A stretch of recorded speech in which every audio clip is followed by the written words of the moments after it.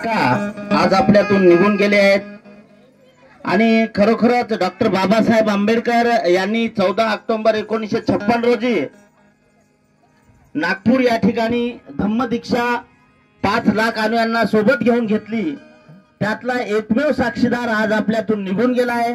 आपल्या संबंध तालुक्यातील हा माणूस होता, ते धम्मदीक्षा स्वतः त्यांनी साक्षात बघलेली आहे आणि तेच धम्मदीक्षा घेऊन आपल्या हरडप गावामध्ये चळवळ सुरू केली।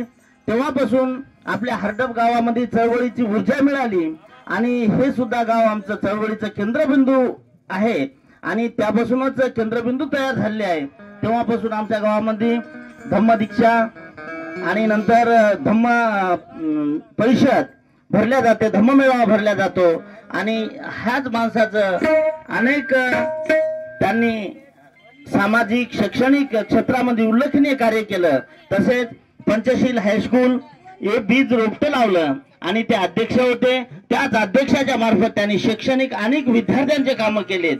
अशा या आमच्या काकाला या ठिकाणी आम्ही भावपूर्ण श्रद्धांजली निरोप देत आहे। त्याच निरोपाच्या या कार्यक्रमानिमित्ताने या ठिकाणी एक या कार्यक्रमाचं आयोजन करण्यात आलेलं आहे।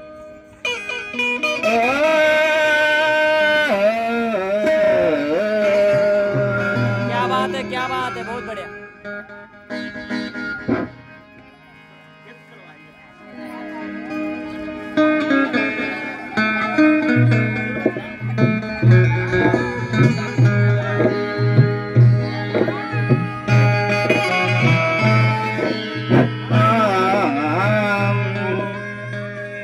ये मन गहर